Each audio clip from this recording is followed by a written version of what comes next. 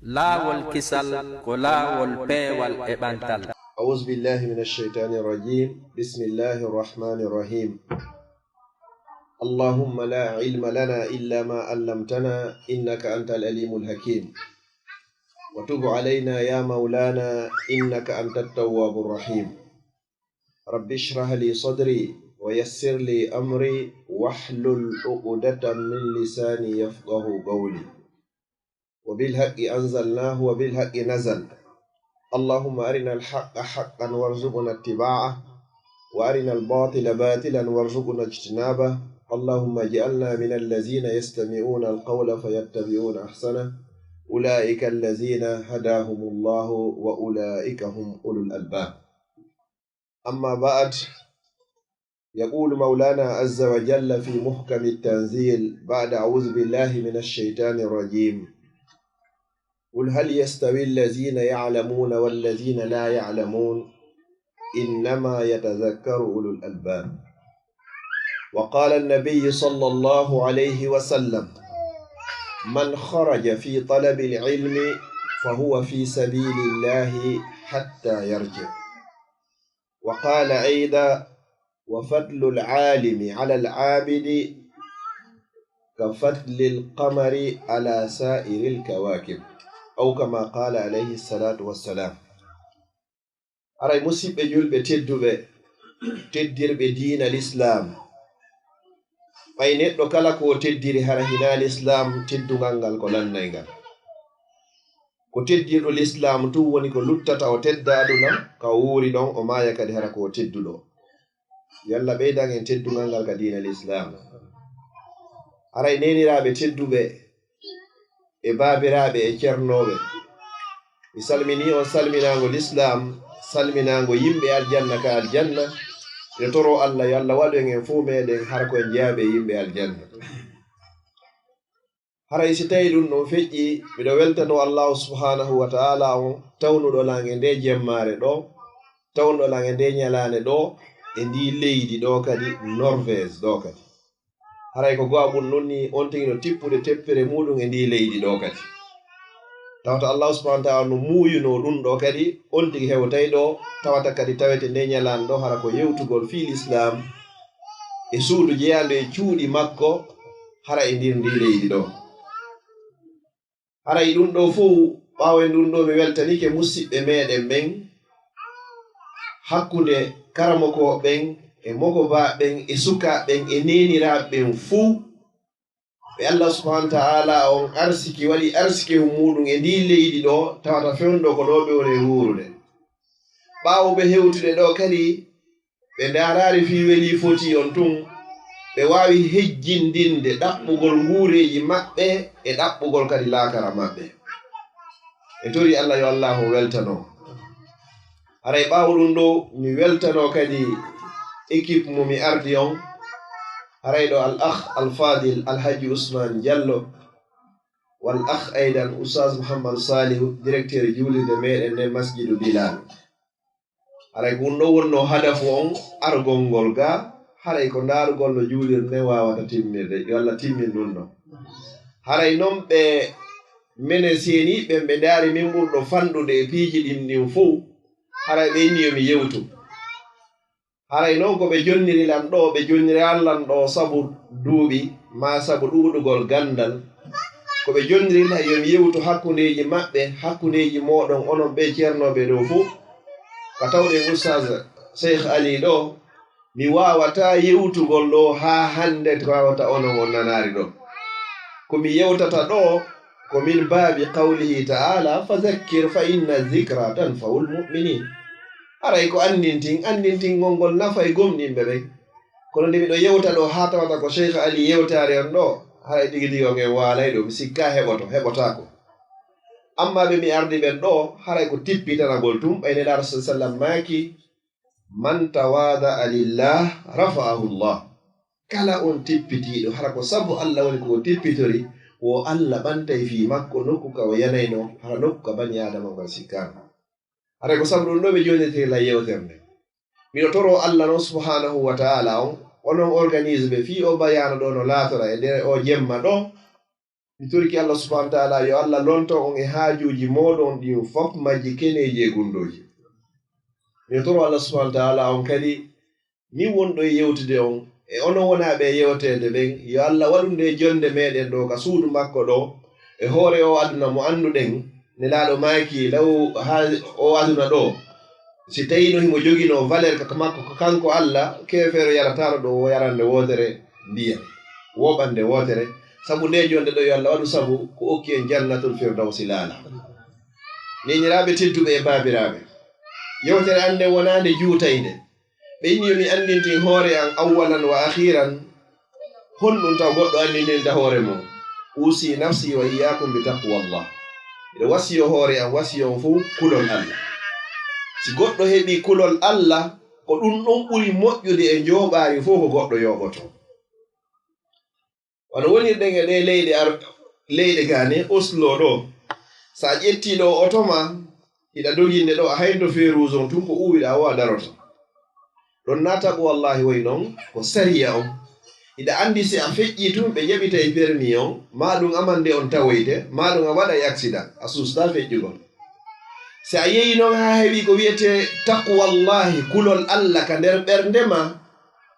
kala ka yaaruɗa hande kadi goɗɗo woni ɗon goɗɗo ala ɗon haray tigi tigi on a hulay subhanahu wa ta'ala hiɗa andi hiɗa wondi e Allah subhanahu wa ta'ala ka wonɗa ɗon ko ɗum wayni nga deftere makko wa huwa ma'akum ayna ma kuntum himo wondi e moɗon nokku wo ka wawɗon e laatade nokku wo ka wawɗon e wongol yo Allah hokke ngol kulol Allah ɗon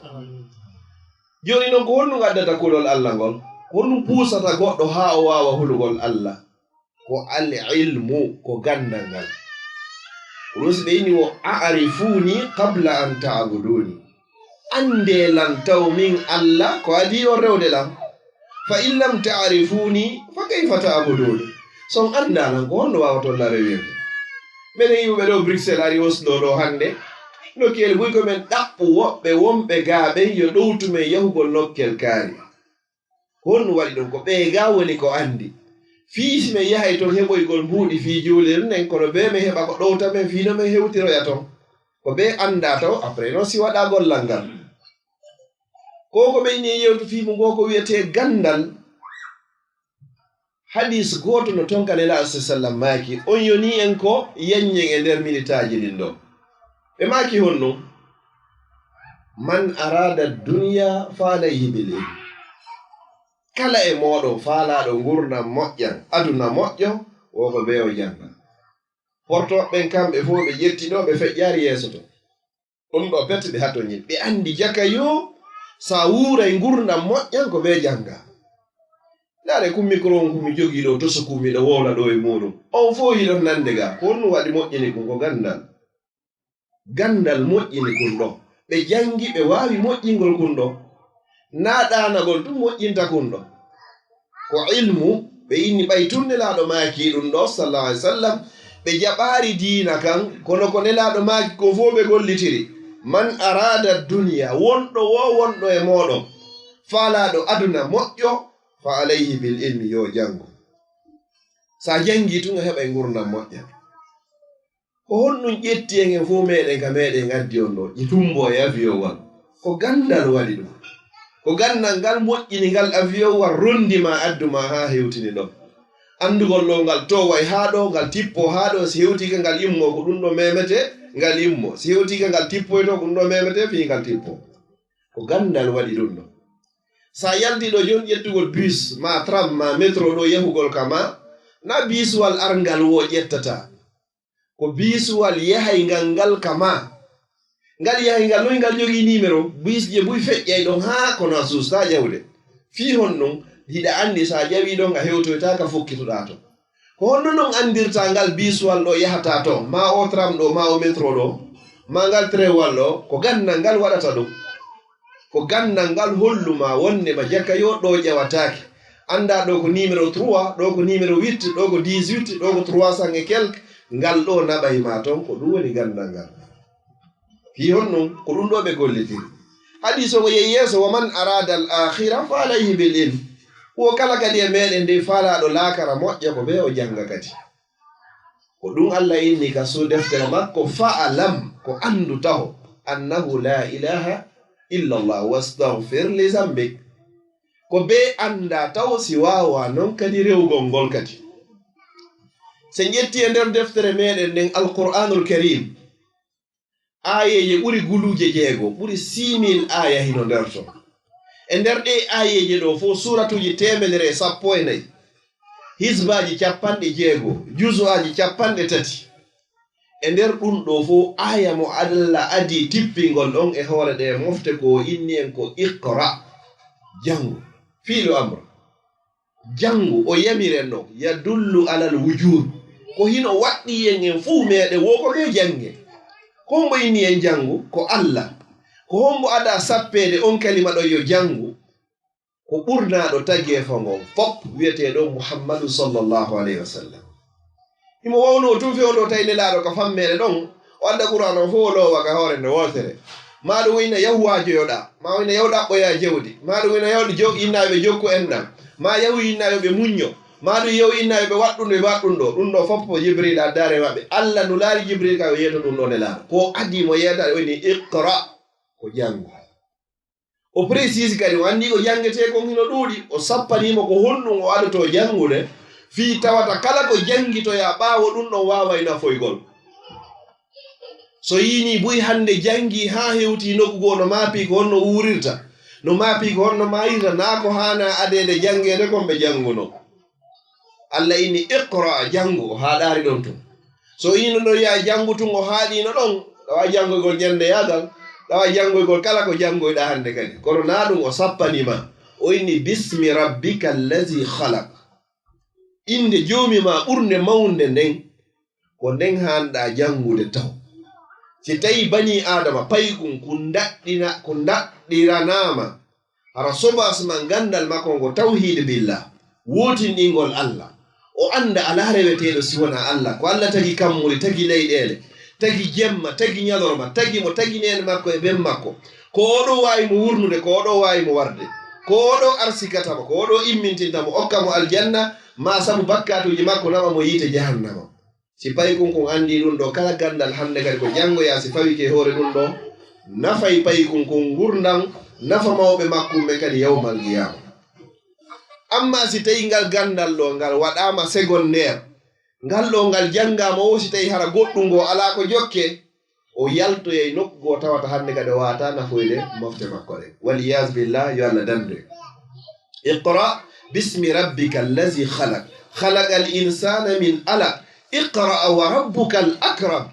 allazi allama bil qalam allama al insana ma lam ya'lam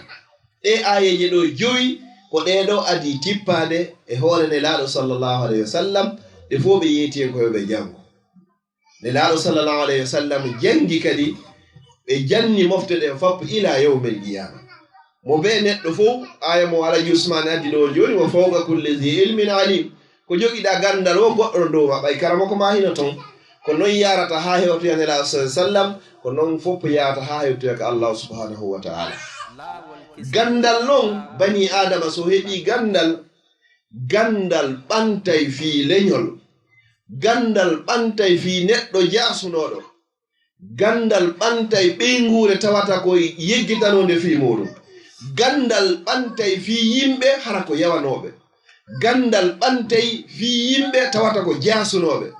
gandal ɓantay fi yimɓe ko tawata hari ɓe mara considération e nder société o gandal peto wawi ɗum si gandal ngal heɓike ko gandal ngal woni ko hiwayma amma sa heɓi jawdi nin ko an woni ko hiwata jawdi din sa heɓi gandal ngal kala neɗɗo yiɗuɗoma okkoramo ɓeri ko jogiɗa kon si tawi on tigi o wañima so warima yaada e gandal ma ngal honɗo wiyete gandal ngal noon ko tawata fop hino faala gandal ngal ko ya ɗaɓɓugal ngal adna yankowal ngal wurirta ngal ɗaɓɓangal mayirta ngal hadis mo fuɗɗino ɗen on ko ɓe inno man arada duniya fa alayhi bil ilm faalaɗo adna on yo ɗaɓɓu gandal wa man arada al akhira fa alayhi bil ilm faalaɗo lakara kadi ko yo ɗaɓɓu gandal wa man arada huma ma'an fa alayhi bil ilm kala faalaɗo kadi aduna wo faala lakara o haray ko honno waɗɗimo haray ko jangugol ko ɓe o janga si wawa heɓugol ɗiɗo ɗiɗi yo Allah okkore gandal hara ko gandal nafa e ngalle gadna nafa en kadi yawmal qiyama inchallah haray ko ɗum ɗo woni nafa gandal ngal sen heɓi ngal ɗon non haray en heɓi ko ɗaɓɓetekon fof أيها الأحبة موضوعنا يتعلق بطلب العلم وفضل طلب العلم فأولى آية نزلت على الحبيب صلى الله عليه وسلم هي قوله تعالى اقرأ باسم ربك الذي خلق خلق الإنسان من علق اقرأ وربك الأكرم الذي علم بالقلم علم الإنسان ما لم يعلم كان من المفروض أن تكون أولى آية نزلت على الحبيب صلى الله عليه وسلم يطالبه أن يشتغل بالتجارة أو أن يشتغل بصلة الأرحام أو أن يشتغل بالصبر والمصابرة ولكن لماذا قال عز وجل اقرأ؟ لأن كل شيء من هذه الدنيا الفانية التي لا تساوي عند الله جناح بعوضة لا بد أن يتعلق بالعلم ويكون بالعلم النافع لهذا قال النبي صلى الله عليه وسلم من أراد هذه الدنيا أن تعيش سعيدا لا بد من العلم كما جئت بالمثل من أراد أن يركب هنا حافلة أو قطار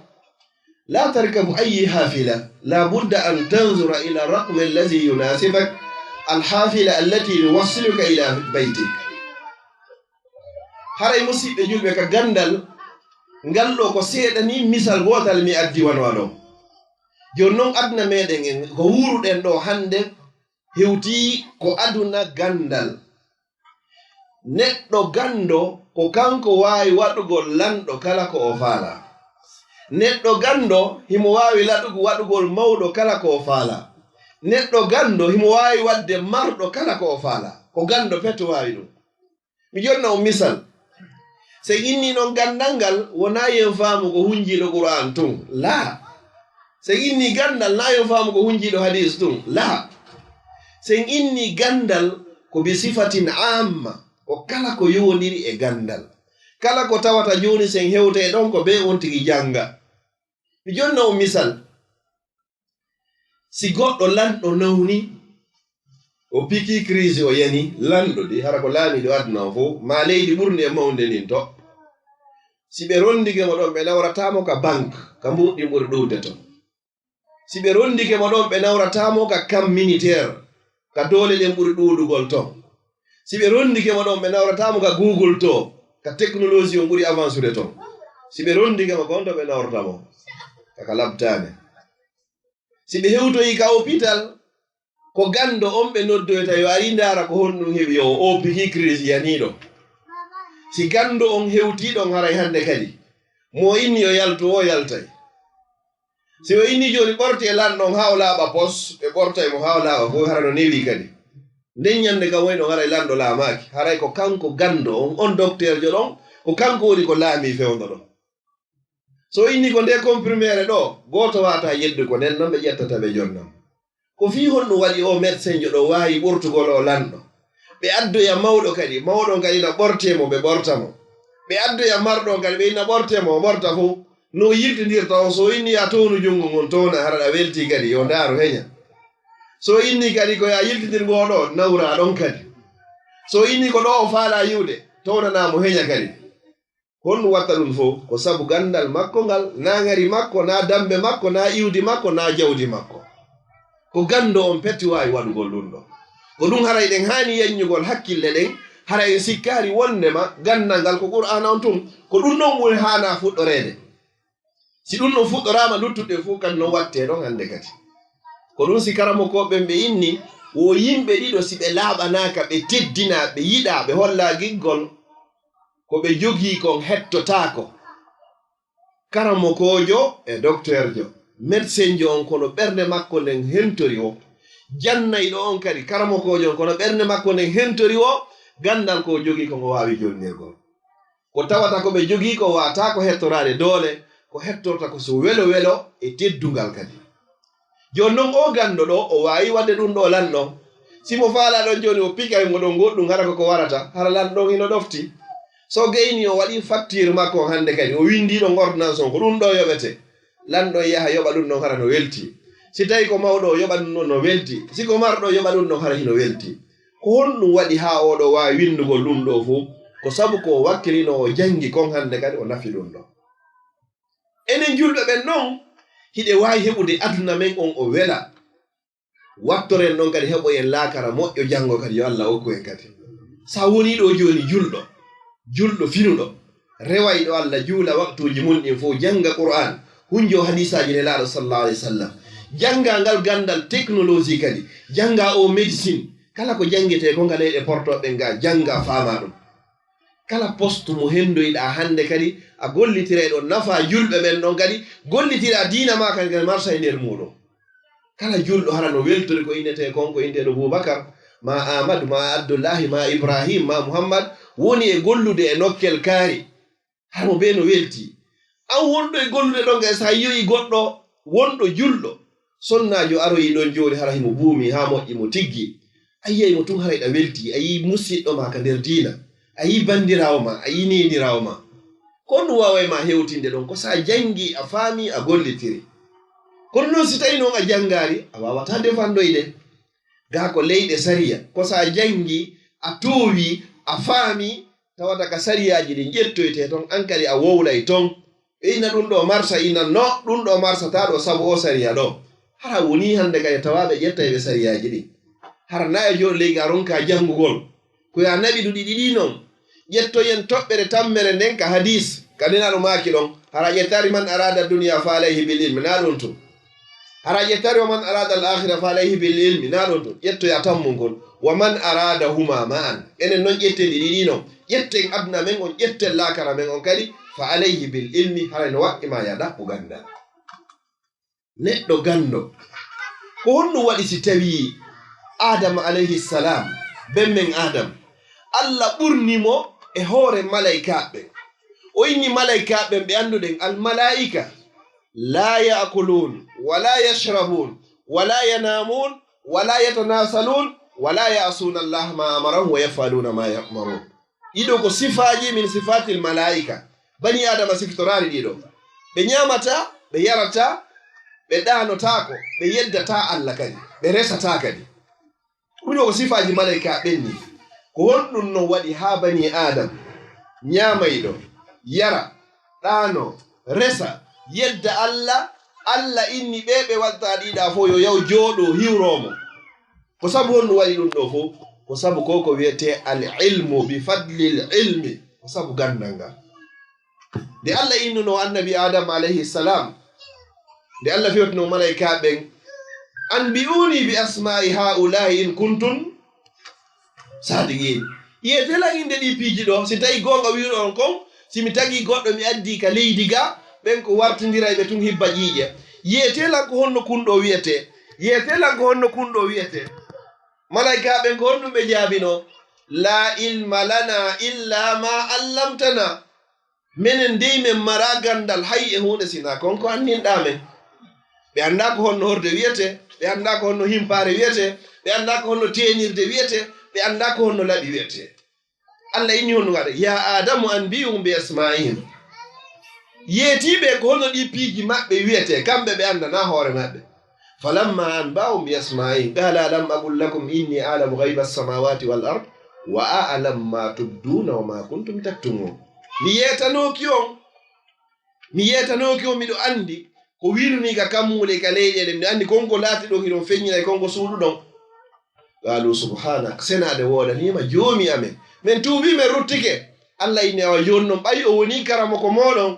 nayon sujjanmo ala sujjanteɗo sina subhanahu wa ta'ala kono noon jooɗi e hiwro ɗon mo ka teddingol mo fi honɗum o andini on kon andano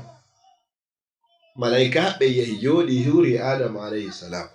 fasajada al malaikatu kulluhum ajma'un istisna waro yeeso ton illa iblis lam yakun min as-sajidin banniru no kayru no jaɓano sunjugol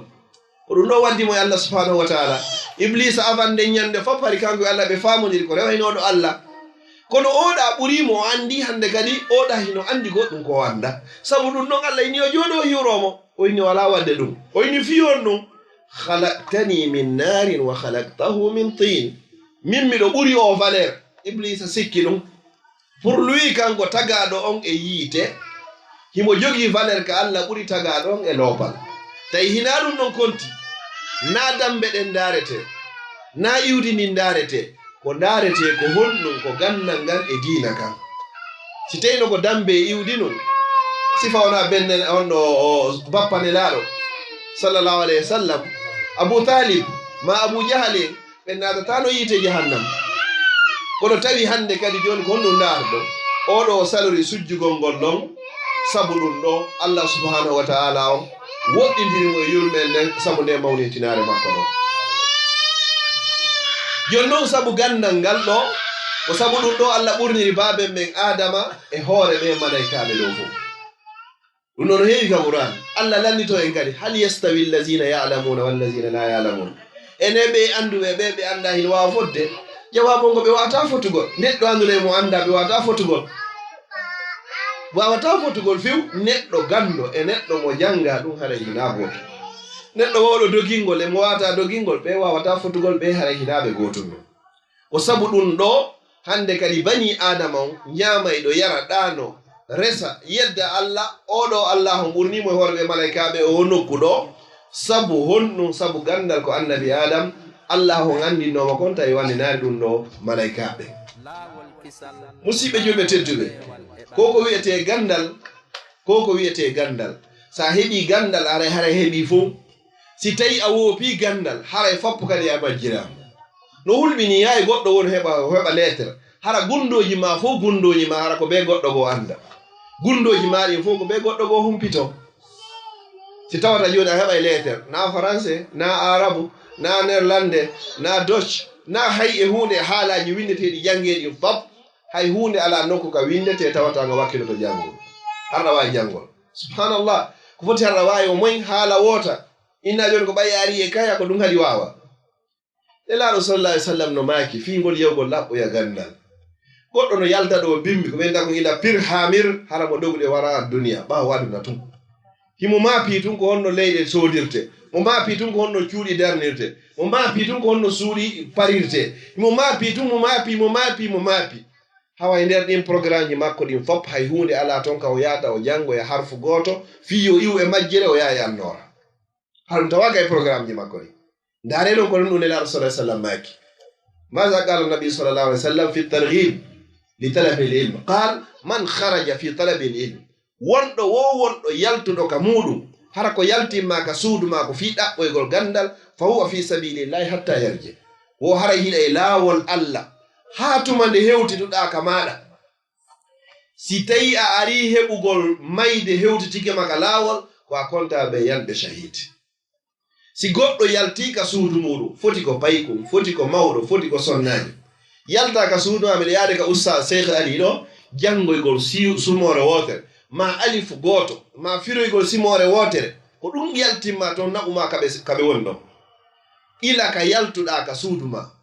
malaika ɓen teppere nde tunɗa wo a montanama bakkatu sa wallini ndeya a windanama darja ɗon ko noon ha hewta sa hewti ka wona e jangede ɗon Allah subhanahu wa ta'ala on ko honɗum o innata malaika ɓen hadis mo ɓe addani en ɗo joni Allah no itti malaika guluje 6 6,000 ɓen hiɓe jindude e hoore leydi nden ko ɓe ɗaɓɓitata wo ko yiwgol ko honto deftere nden no fonta hino jangede si ɓe hewti ɓe tawi no moɓoni hino jangede malaika ɓen ɓe fop maɓɓe ɓe noddidira ɓe inne are ga hino ɗo ko wonde e ɗaɓɓude ko o tippina e maɓɓe honno ko wiyete kon sakina o adda e maɓɓe deƴere o adda e maɓɓe yurmede malaika ɓen ara huuɓita ɓe malaika ɓen ƴetta gabitanji maɓɓe ɗi weƴƴitana ɓe wonɓe jannude ɓe wonaɓe jannede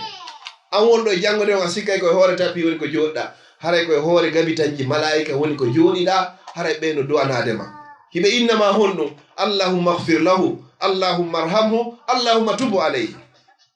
Allah men torikema yaafo o Allah men torikema yurme o Allah men torikema jaɓan o fodde hiɗa jooɗi ɗon a lorrari goɗɗo haray ko ɗum ɗo malaikaɓe wonma toranade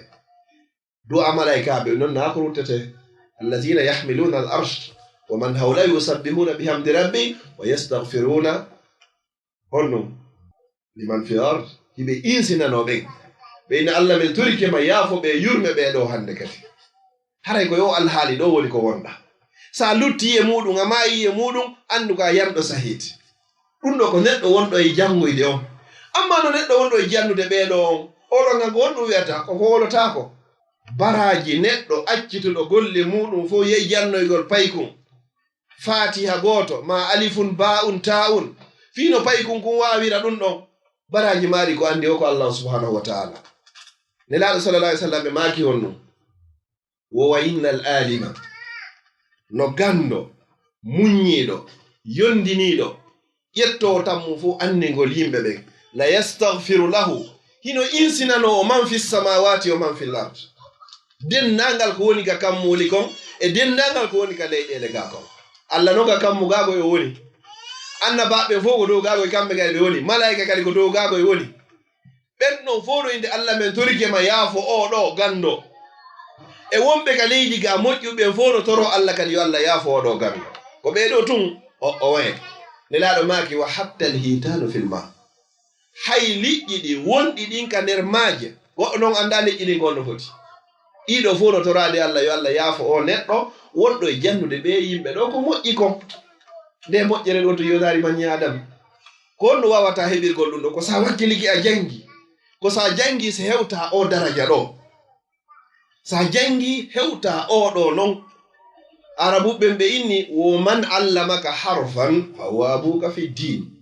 kono janguɗoma harfu goto pet tawata wawatano mo wawɗamo e juuɗe makko on ɗo woniwa konti baba en maka nder dina hakke ko handamo teddingol o neɗɗo ɗo non tawata joni o heɓi ɗum ɗo fof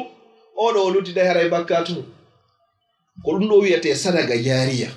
seede kadi ɓural gandal ngal nelaɗo sallallahu alaihi wasallam maki enen ɗo fof arno ñalande goo tawi goto e meɗen wodaka e hoore wadno tawi goto e men ala e hoore wadno ñande goo kadi weetay tawata hara enen ɗo fof goto ala e hoore wadno hara so ndiyan saƴu yiɗa ka nder gayka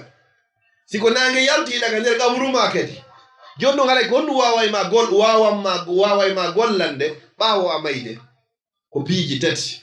sadaqatun jariya sifa koko waɗɗon ɗo ɓe adiɓe sinci ha juulirde heɓi wawa heɓade nder Oslo ɗo si juulirde wulurje waɗa yama ɗo ɓurde nde ɗo laɓede ɓurde nde ɗo yaajugol ɓurde nde ɗo fotugol fof adiɓe sincugol ɓeɗen ɗo ko ɓe Allah ni as-sabiquna al-awwalun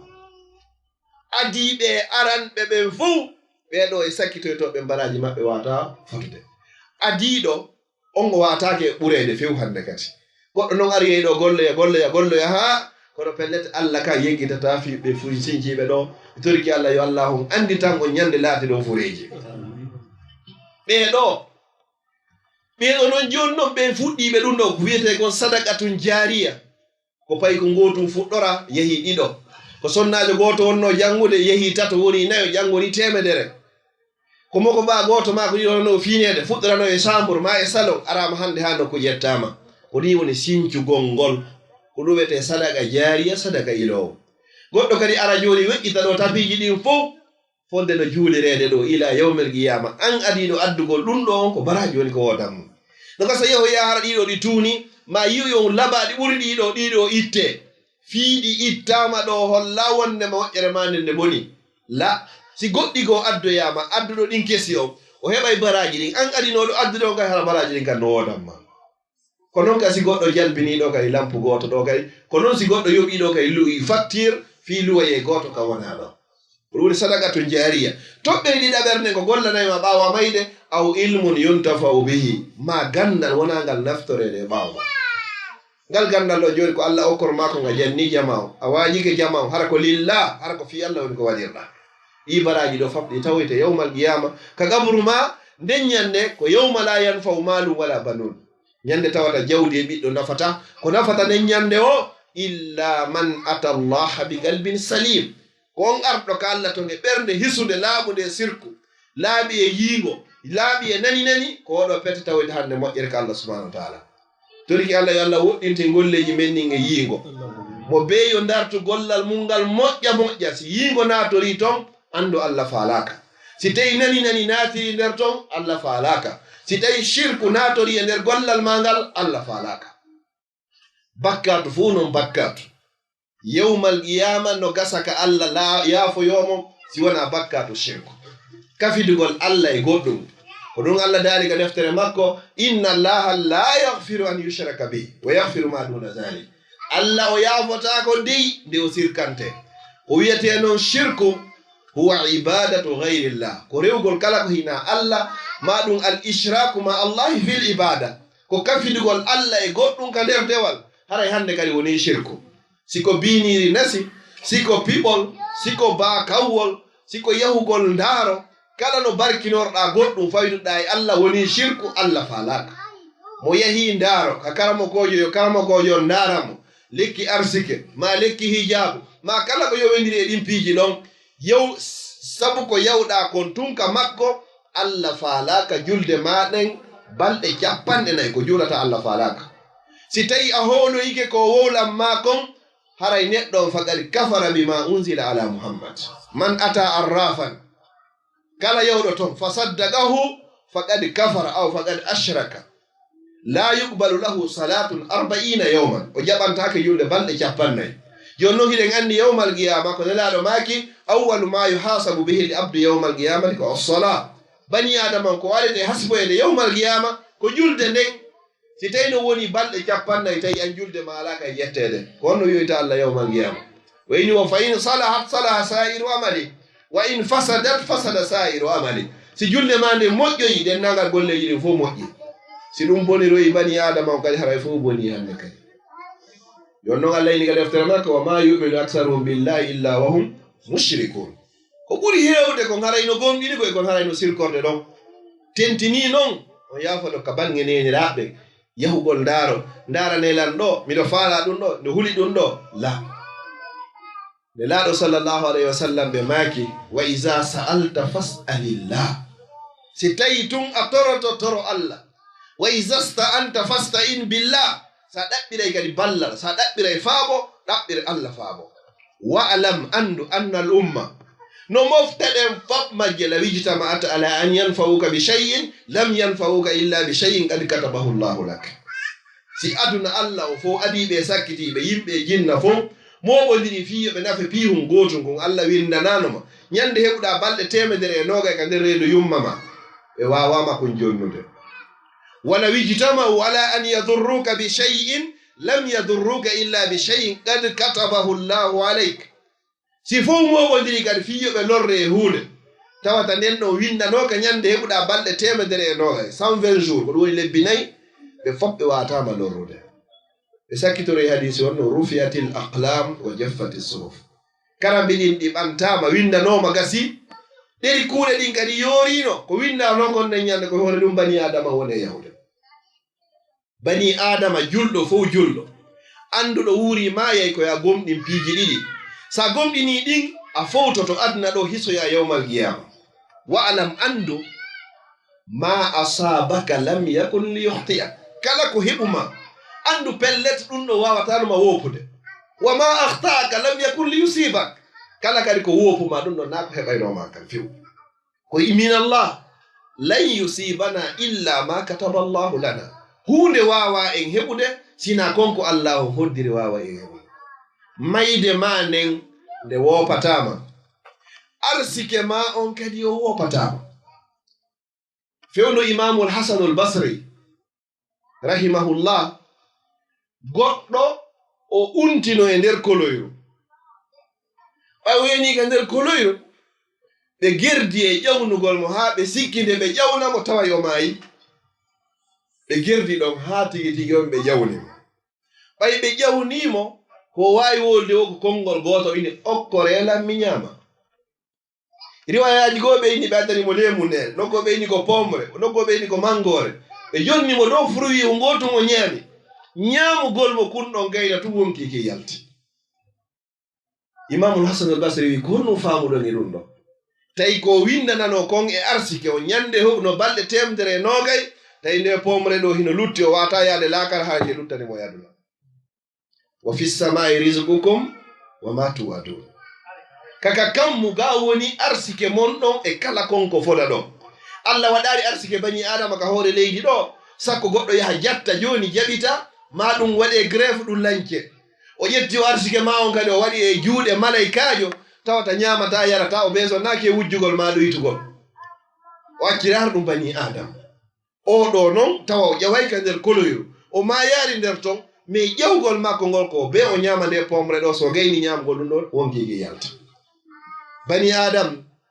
wata hulu fi arsike ko ɗum nelaɗo sallah ai sallam ɓe maki hadisul qudusi allah wi ko ayyo bani adam yabnu adam wata hulu fi arsike ma fodde magasin ji an ɗi min allah tigi tigi on ɗi lallata ɓowota hulu jon dole kadi fodde min allah miɗo lutti ta hulu hay e hunde maapo sa wawayla weltingol min allah sa weltinira haray ko lutti ko fof ko min woni ko fawti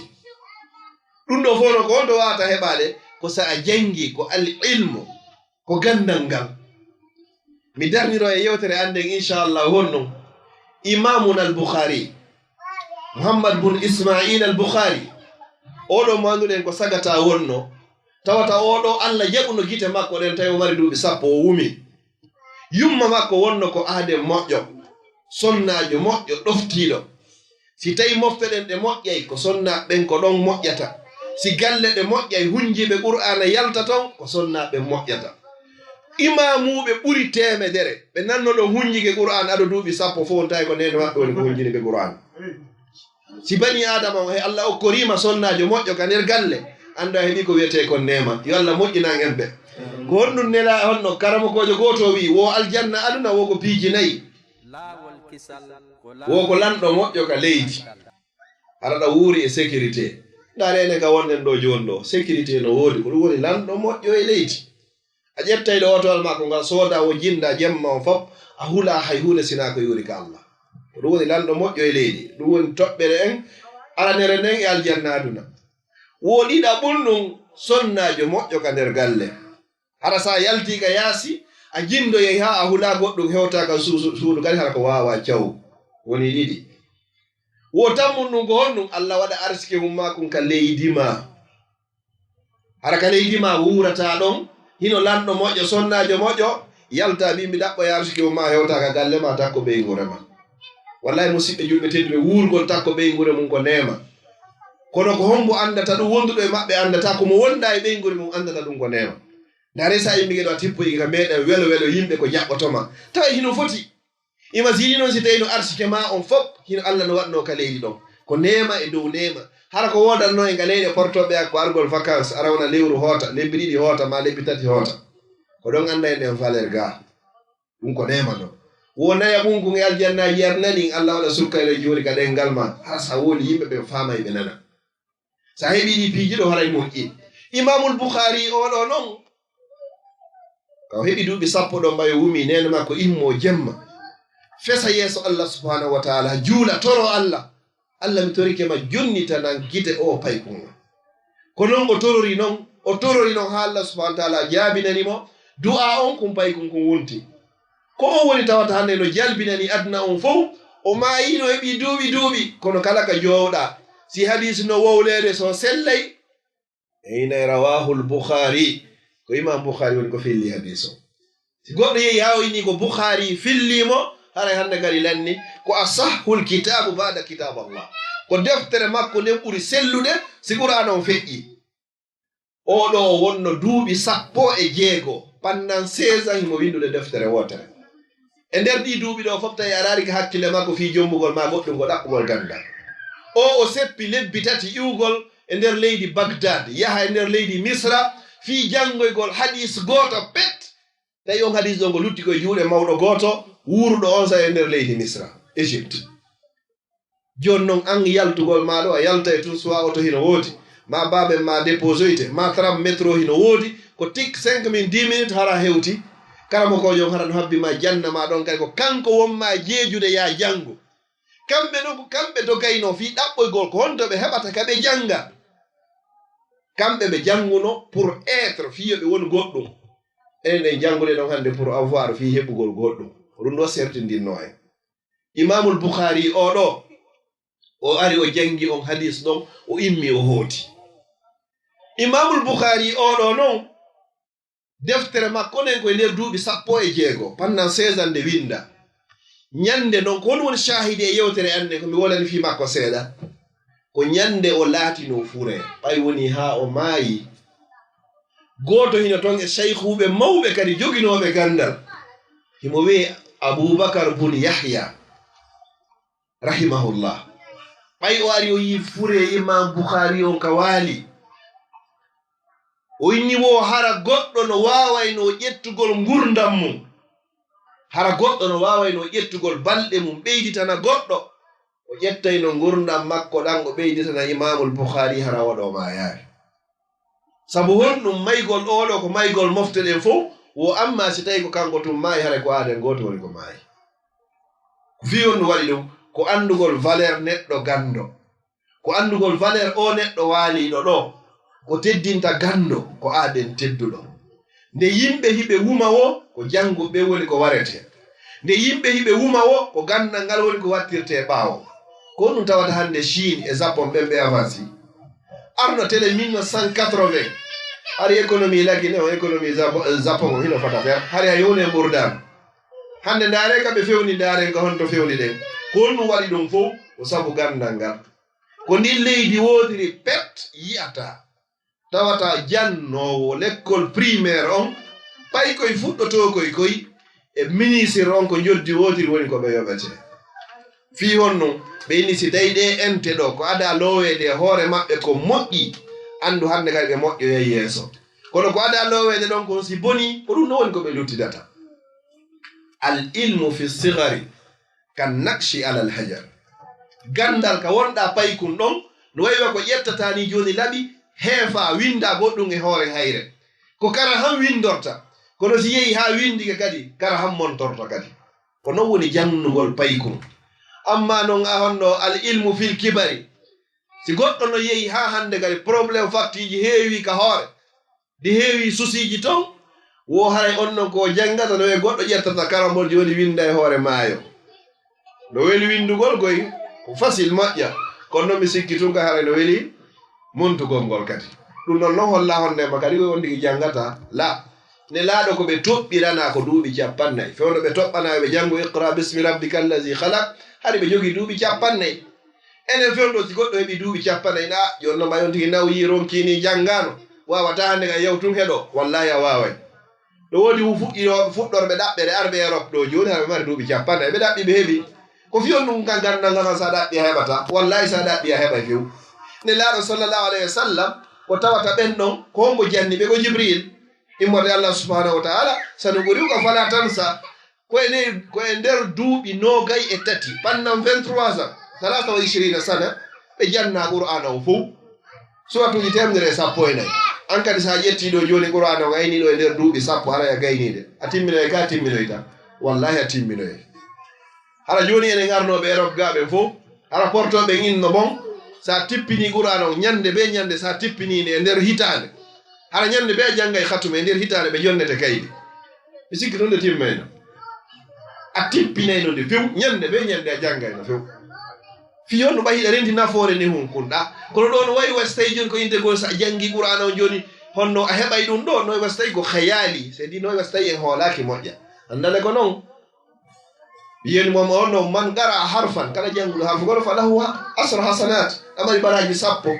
la aqulu alif lam mim harf bal alif harf wala mim harf wa mim harf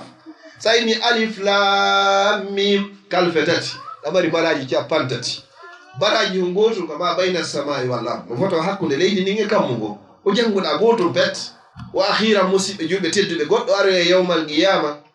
e ndaara golleji ko golli ko fop tawa mo golluno moƴƴa mo juuluno mo horuno mo hajjuno mo jokkuno enɗan gon tawi fof hara na haalisa na fi Allah wonno ko waɗirno ɓe ndaara e golleji makko ɗe fof tawi mo gernoɗon e paykum ha kum paykum wawi janngol fatiha tanno ko li wajhillahi waɗirno allahu subhanahu wa taala okkira mo aljanna sabu ɗum ɗon hande kadi mi turiki Allah subhanahu wa ta'ala ɓe organise ɓe ɗum ɗo yo Allah waɗanɓe joɗɗi aljanna mi turiki Allah subhanahu wa ta'ala yo Allah okkore gandal e faamu e miijoji moƴƴi mi turiki Allah subhanahu wa ta'ala yo Allah okku e golle haray ko naɓayɗen aljanna gandal ngal jogiɗen ngal e ko wona janngede ko fof yo Allah waɗu ngal hujja wonande en harana hujja dow meɗen yo Allah dandu en janngirgol sabu yiingo ma dartagol karamakoɓe yo Allah dandu en janngirgol kadi fiyo wi eno jangi ma wajargol fiyo no wawi wajade yo Allah waɗu joddinde e jonde men ɗo hara ko okkoyɗal firdawsil ala mawɓe men fatiɓe fof yo Allah okkuɓe aljanna ɓe andinɓe dina l'islam fatiɓe fof yo Allah waɗi firdawsi ala werde maɓɓe wonɓe ton e jamɓe kisiyeɓe fof yo Allah on duumin ɓe muɗum kala wonɓe ton e ande ɓittedeji e lette yo Allah yituɓe ɗo nawaɓe jannatul firdawsi ala aqulu qawli hadha wa astaghfirullah li wa lakum fastaghfiruh innahu huwal ghafurur rahim wassalamu aleykum wa rahmatullahi wa barakatuh. جزاكم الله بخير. بسم الله الحمد لله رب العالمين والعاقبة للمتقين ثم الصلاة والسلام على نبينا محمد وعلى آله وأصحابه ومن تبعهم بإحسان إلى يوم الدين ثم أما بعد يقول النبي صلى الله عليه وسلم إن الله يرفع بهذا الكتاب أقواما ويدعو به الآخرين. فإذا يتجب الله سبحانه وتعالى باودون كانك الله سبحانه وتعالى لن عندك أولان تسينيدو إمو واوي كلا هونde imo andi kala hunde o waɗira hunde nde o faalande e sanga o faalande imo andi ko fewndi e ko feƴƴi e ko arata e si aroye kadi ko honno artoyta ɗum koye juɗomako kanko fu Allah woni e horno kadi ɗe seedi o Allah o jibinaji o jibinaka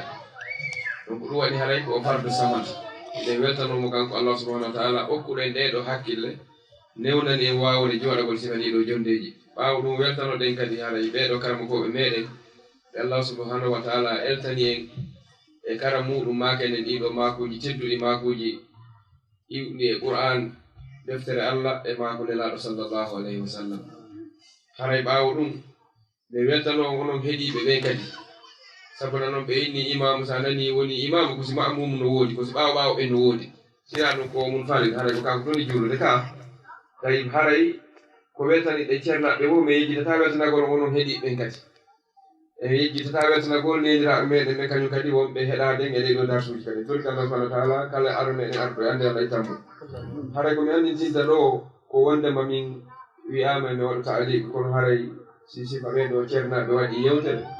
haray sina wata min hulugol wata min yejjintingo koɓe maaki gon ɗum watta min ɗuɗɗina yewtere muɗum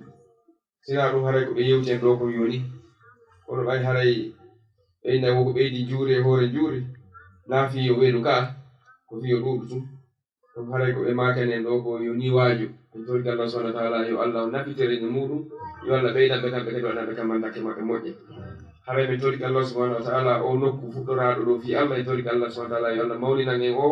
okkora e ɓiɓɓe kañum kadi nottotoɓe ɗum ɗo okkora en mawɓe barki mawɓe meɗen ɓe kañum kadi sabuna so yi enen ɗo hande hiɗen ari Europe tawata hina ko addi en kon fu woni ko mabini en ko tawde hade mawɓe ɓen awino goɗɗum ka wonki en ardino e muɗum mawɓe meɗen ɓen en tawdano ɓe boutique en tawdano ɓe magasin ji ko tawduɗen ɓe ko cuntu hu kayumma meɗen awata ɗo mawɓe ɓen si yalti bimbi ɓeynata heno dépension kono en tawayno ñiire mafe no woodi ɓe kaɓe seynoɓe sentoto ɓe soƴƴa ɓe soƴƴa ha yona ka ko barki Allah subhanahu wa ta'ala jonnunoɓe awaynen kadi janngoɗen leyse engo maɓɓe ɗo hande so yeehi janngoyɗo ha hontode haray en yejjitata base o koye maɓɓe iwre en tori Allah yafano e feƴƴiɓe maɓɓe ɓen wurɓe yo Allah junnu balɗe moƴƴina battane ɗen haray ko ceernaɓe yewten ɗo ko fi ɓure gandal haray ɓure gandal so yewti ɗum ɗo ha janngowa joni en wawata andude nafoore mum so narti sa ɓayi ɗen renti ɓe waɗa ni en misal hara ko nawigol kaka qur'ana ɓe ƴettimaka sunna kanko hene wuuri ɗen noon ɗum tawa neɗɗo o si a nawni a yehi ka labtade ɓe jonima ndo ordonnance sayi a wawata janngude e ordonnance o taw ina andi ko maɗa ɓoya janngo ordonnance o sa heɓi ko janggani ordonnance o joni ɓe ni a waɗa yewsoɗa lekki ki donc sowdote ɗon kadi ko pharmacie mi sikki pharmacie kadi hara no windi ka ɓe waɗi indication ka kono so tawi a wawata janngude hay ko windi kon pharmacie kadi ara daroɗa ha sengol e pharmacie o hara ɗalanno ɗo goɗɗo ene ko honto o pharmacie woni ko honto ko ɓeyata ɗo lekki ki a andi ɗum kadi ɓayi a jangga hara a wawata andude ɗum kadi ka donc en andi jakka ko ganda nga tolata ɗum ɗo neɗɗo hara komi faala wiide wondema neɗɗo ɗo yo andude taw honno waɗirta gandal honno o wurirta ko yo yiɗu ko ko wiyete ka ɗo diina o anda diina l'islam araali waɗugol en takhalluf naɓugol en ɓaawo o andi hande portoɓɓen on nanayi fayda yehino ha hakkille meɗen hande ma hakkille ɓiɓɓe meɗen wigol ha awa hande ɓe portoɓe si ɓe heɓali moƴƴere ka aduna ɗo ma kala hara hara mi annawmo wiyta moƴƴere kiyon ɗum sabu évolution maɓɓe o sabu tagaddu maɓɓe moɓe waɗi fi aduna o ko gandal fi aduna wi Allah wi ko dalika mablaghuhum min al ilmi gandal maɓɓe ngal ko ɗo hatti ɓe yurni noon ɓe tawi angal gandal ngal fus wawata moƴƴude tawi aduna o ɓe tawi diina kan ko naɓi kan ko gandal kono usaje makiri noon ko Allah jippine dara ɗo ko iqra ka koye ɓe janngu joni noon ɓe kamɓe ɓe tawi ko on taw yo ɓe janngu ɓe jangi tawi l'islam no woli fi yo aadi hunne ɓe inni hunnen aadi islam no wi fata goɗɗo tooñe ɓe inni waɗen ɗum kadi islam no wi walle maapiiɗo ɓe waɗi ɗum kadi hande sa yi goɗɗon dogude ka meɗen ara ya haali fattoyo ka leyɗaal ɓuɓɓen ari ɗo fattiɗo ɓe ko wiyete ko asile ko fiyon ɗum are ɗo wonnaɓe ko wonɗa o nene ma maayi baaben ma maayi amara ɓeengu koni fotata ko ɗum ɗo ɗone probléme ji maɗi ɗum ɗo mbaɗa probléme ji ka leydi ɓeyna waaru wonu ɗo nden min okkorde ko ñaama min okkore ka hoɗa aynaɓe moƴƴa haynata ka konto ɓe ƴetti ɗum koye l'islam ɓe ƴetti ɗum musidɓe julɓe nelaɗo sa sallam ka juulirde maɓɓe kala yowɗo juuroye tori Allah kala tawnoɓe yehi ɓe yo Allah waɗanɓe barke muɗum ɓe yahal ɓe Allah newnanɓe ɓe yaha ka juulirde Madina hiɓe marno ka ɓe wiyete ɗon ko ahlu suffa wonayno ɗon yimɓe ɓe marano ɓe ka refisiɓe ɓe wonayno ɗon Aba Hurayra o ɓurɗo fillade hadis no jeyano e tawaɓe weerugol ɗon ko ɗon ɓe wonno weelete no ha ƴetta kaaƴe haɓɓa ka reedu mum tawa ala ko ñaama ko ɓen ko ɗon ɓe wonno ko o heɓayno ko ɓe ñaama ko si nelaɗo neldanoma ñaameteji ma yimɓe gomi no andi wonde ma ɓeɗo wasoɓe no wawi ko wiyete ko hande wonɓe ɓen e maison ɓe ɗum no akeyo o andi faalaɓide sada ko ɗon naɓata jonna ɓe ka awa ko l'islam hatti fuɗɗade ɗum awa si tawi portoɓe no moƴƴi awa ko nelaɗo ɓuri moƴƴude par ce que kamɓe hatti wadde maison de accueil ɓe accueil no ɗon julɓe ɓen kala marɗo goɗɗum siko tamaro marɗa siko ɓira siko gawri a adda e ɗo jonnaɓe ɗo ɓe ñaama si nelaɗo neldama ɓe si ɓe ɓandenama ɗo ɓe ñamde tawa ɓe nelayno Aba Hurayra ɓe nde nodda yimɓe ahlu sufa ɓe fof ɓe ara nela sa sallam jonnaɓe ɓe okkoraɓe ɓe ñaama donc a andi jaka portoɓe ndaari ɗo ko tawi ka nder diina woni ɓe ƴetti ɗum ka donc e andi jaka diina meɗen kam hika mofti hika mari valeur kono si enen en andali donc en andata valeur diina kam ka hunnugol ahadi si a yeeɗo a soodi biye maɗa o andi a fokkiti ɗo exemple menen yewɓe Bruxelles meɗen arde ɗo ɓe innuno men on voɗon ko 14h00 si min ari ɗon 14h 1 minute ko 1 minute de feƴƴiri min tawi ɓe fermi avion o hara ɓe ari ka hay si ngal imaki min ƴawatande kadi fiyon ɗum par ce que min naali ahdi donc o andi jaka hunndugol ahdi ni kamɓe ɗum ɓe tawi ɗum ko valeur ɗum ko naɓa e ɗum goɗɗo aduna feƴƴinana ɗum goɗɗo e aduna ɗo taw donc ɓe évolite lemma ɗon ka wallugol miskino sa walli goɗɗo emo maabi wallahi janngo so heɓoyi kadi ko innata kaari no moƴƴi nda ñande mi fuɗɗi a tawi miɗo weela ha kanko ko noon anɗa ennero komi sooda komi ñaama ka o hejitantama ɗum ko l'islam waɗi ɗum ɗo donc jaka l'islam men ko riche ko ma famen taw l'islam wondema kala e portoɓe koɓe ƴetti ɓe moƴƴiniri ɗo fiiɓe manta wi a aduna no foti si enen en waɗali ɓiɓɓe men ɓe yiiɗi enen yiɗuɗen ko enen mankiri hinaka ƴetta ɗum manki donc ko enen duwaɓe hollude ɗum haray ko ɗum woni ni komi andintinta en taw haray ko yen yiɗu Allah yiɗen nelaɗo makko yiɗen ka ɗo diina ɓaawo ɗum ɗon haray ka gandal ɓe wi ñande goo gando goto arɗo tawi cheytan no ari dari e dambugal neɗɗo himo juulre ka juulirde kono gando go no waali sara ɗa no ɗaani cheytane no dari ɗo ndu natali oye ari tawi cheytan no dari o indi ko ɗum darnumaɗo o indi mi faalano naatugol jiiɓa oɗo julde makko ne mi bondanamo alhaali no woni julde nde noon kono miɗo huuli o waaliɗo ɗa oye gando wi anga huluɗani ɗon acca wonɗo e juulude o inni wo ko oɗani ɗo ɓuri hulɓinade o sabu oɗo o juula tu woni o anda si boni o anda si moƴƴi amma no oɗa so fini joni o wattanaymo ko ɗum waɗi mi huuli naatugol donc en andi jaka gandal ngal ko important ka sina ɗum ko finunoɗo ɓurno hulɓinade na ɗani ɗo kono tawi kanko ɗani ɗo o ɓuri hulde donc en andi jaka ko usane yewten kon fi gandal wakkilo ɗe janggen ko wiyeten e kulloy koye fof kadi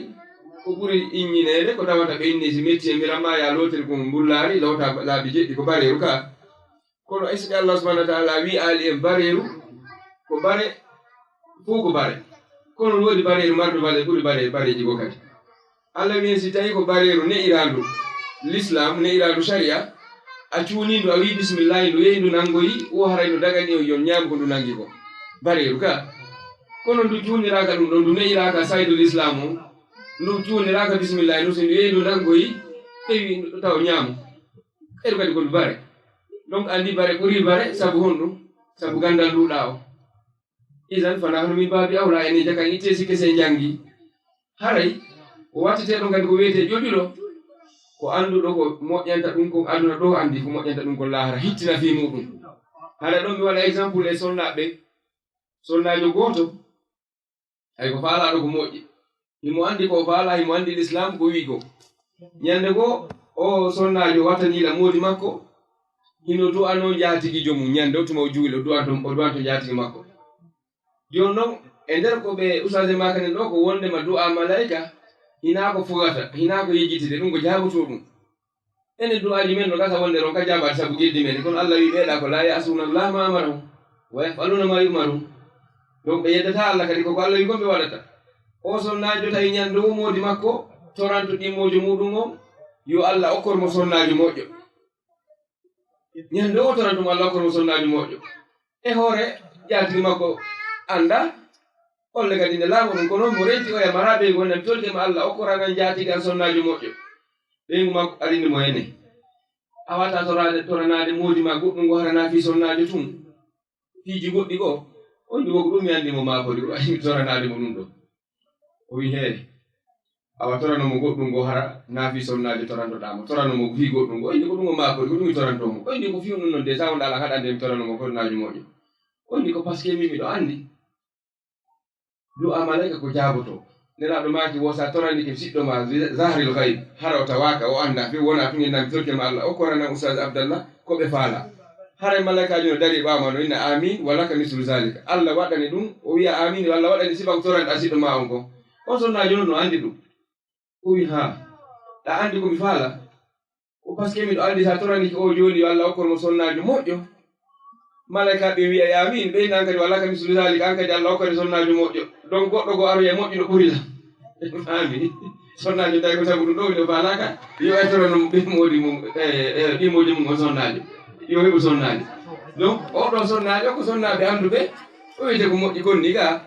donc haray noon ko wiyete ko faamugol ka diina ina wiigol faami fi aduna on tum ko ma ya faamu fi aduna ma o faama fi lahara maɗa o haray ka raɓɓiningol sonnaɓe nelaɗo sallah sallam hino maaki sonnaade wo ko piiji nayi pet kono noon adoɓe heɓude ɗin piiji nayi wonde ɓe royranoɓe seeni ka kammu dow ga woɓe tawno ko sonnaɓe ɓuri tiiɗe ɗuuɗde ka yiite dey heɗoɗe moƴƴa ɓe wi ko sonnaɓe ɓen ɓuri ɗuuɗde ka yiite ɓayde jippike ɓe inni sonnaɓe wo hebbine sakkagol hebbine ittugol sadaka wo sabu mi jibril holloyiɗa yiite ngen holliɗan aljanna o mi daarimi tawi ko onon ɓuri ɗuuɗde ka yiite ɓe wi o nelaɗo landi ɓe iɗo andi ko fiwnu ɓe inni ɓe anda ɓe wi o sabu piiji ɗiɗi fet ɗuɗɗini sonnaɓe ka yiite wo ara nun ɗum ko li anna kunna tuksirna la'na wa takfurna al-ashira wo sonnajo hino heewi ko huɗata sabu huɗugol maɓɓe ngol hebbini ɗe nawgol ka yiite ɗo e ɓe mimmino haray ɓe huɗi sonnajo wata won huɗowo wo ɗimmum ɗum hiɗon yedda waɗanede sonnajo si moodi mu waɗani ɗum ɗo complet ji 50 e nder hitande ɓe haɓi hande tawi koto makko no sodannomo ɗo complet ko nanta moyna sindona koto anni no haray no hande miɗo yarani o yejiti ɗiɗa waɗanoɗi fi tungan to moodi makko ɓe haɓi donc haray ɓe mako sabu ɗiɗo ɗiɗi amma noon naɓugol ɓe ka aljanna on kamɓe no weeli fi ɓuri e ngenen sabu nano nela sa sallam maki wo onon sonnaɓe ko piijinayi pet watto wo jooɓi on ko aljanna woɗani on nayi pet wo si on waɗi ɗin ɗon jooɓi on ko aljanna woɗani on ɓe wi ara nun ko honɗum ko tusalluna salawatukumul hamsa wo ka ida kanatil mar'a sallat hamsaha o juuli waktuji makko ɗin joyi wa samat sahraha o hooli lewru makko suuma yendu wa ata'at ba'laha o ɗoftike moodi makko o ɗoftike moodi makko no Allah wiiri mo noon si taw moodi makko yalti mo reeni hoore makko si moodi makko naati mo welti ɓe maaki on ɗum wa ata'at rabbaha o ɗeftike Allah subhanahu wa ta'ala makko ɓe maaki joyi on dakhalat jannata rabbaha o naati aljanna joomi makko to andi daga kamɓe ɗuulaka kamɓe so ɓe waɗi ɗiɗo hara ɓe naati aljanna enen noon wiyaka ko ɗiɗo tum watten enen kadi noon so waɗi moƴƴi ɗin Allah subhanahu wa ta'ala waɗanayi en haray ko yammodirten o yehulu Allah subhanahu wa ta'ala ko ɗum woni ko usaje fuɗɗori haray ɗe yammodira kulol Allah subhanahu wa ta'ala amma mawdu ɗimmo ko yewtano wondema heɗo landi yen waɗuga ko honɗum woni sababu firqa hande angal pottigal ɓeɗo julɓe ko nelaɗo sallallahu alaihi wasallam hay fewno maɓɓe landanoma e sahabaɓe moƴƴuɓe landanoma ko honɗum ɓe maako no wo ko piiji ɗiɗi peti waɗata haa tawata hannde moftere fof yirtoto wonta e huunde wotere o ko wiyete luurrondiran iwa e muɗum ko honɗum won ɗum wa arruju ila kitabillahi wa sunnati rasulillah sallah sallam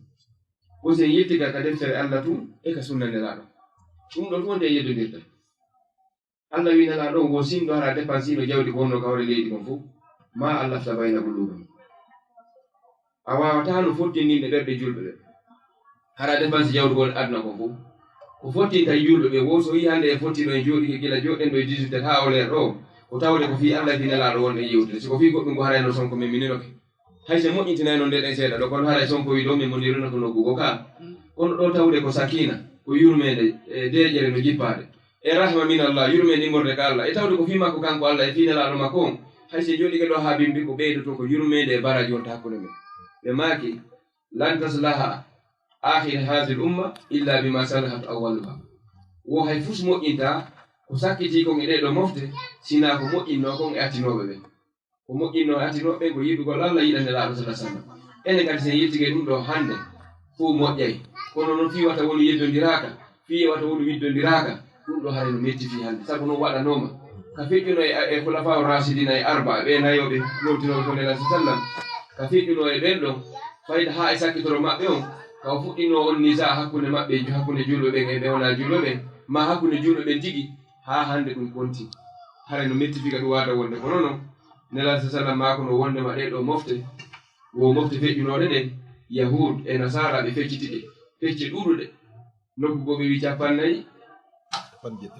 jeɗɗi e goo ɓe wi ɓeeɗa feccete ko capanɗe jeɗɗi e ɗiɗi ɓe maaki sa taftari ko haasi ɗumma ila salatin wa sabun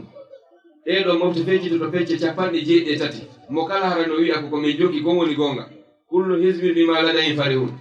kala e fedde ko jogi gon no wiya ko minen ɓuri marde gonga ɓe maaki noon kullu ha fi nar illa al wahida ɓe maaki noon ɗe fof majje ko yiite ɗe fokkiti sona fedde wotere ɗum ɗo ngalɗita en si wiyama fecce capanɗe jeɗɗi e tati fof no fokkiti ka yiite sona wotere hara yeloto ya tawe wonde moƴƴude nden ka sahabaɓe moƴƴuɓe ɓen tawnoɓe no falana hoore mum ko moƴƴere landani hoore mum landani en ɓe maaki nelaaɗo yetimen no ko honde woni nden fedde ɓe maaki ko nden fedde nde jokkude lan ko min mi woni kon e muɗum e ɓeeɗo sahabaɓe am hare kala neɗɗo ndaaɗo tawi ko jokki kon koko nelaaɗo maaki ko e ko sahabaɓe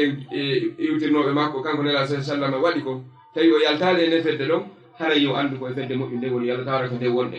ɗum noon hara eɗen darnira ɗo yewtere meɗen nde aqulu qawli hada wa astahfirullah li wa lakum hara mi watta micro mi juuɗe directeur amen hoɓen arkam inchallah hara sino woodi koɓe ɓeydata ko raɓɓi inchallah somin jonnitama onon aray ɓe min tawi gaɓe haray mi darowa ɗo haray mi torki allah subahanahu wa taala o mo arduɗo sabu muɗum muññiɗon jangol muññiɗon lakkere muññiɗon tampere fof yo allah subahana taala waɗa on ɗum joldi mum ko aljanna haray nafakaji ko waɗɗon ɗo e torki allah subahana taala e loltina on ɗum nafakaji ko aljanna ɓiɓɓe ko woni e wullude muññiɗon fi muɗum torki allah subahana taala ɓeɗo ko janna mawni ɓe dina tawa jang kadi kamɓe darto e koko dari ɗen ɗoɗe haray aqulu qawli hada astahfirullah li wa lakum assalamu aleykum wa rahmatullahi wa barakatuh. laawol kisal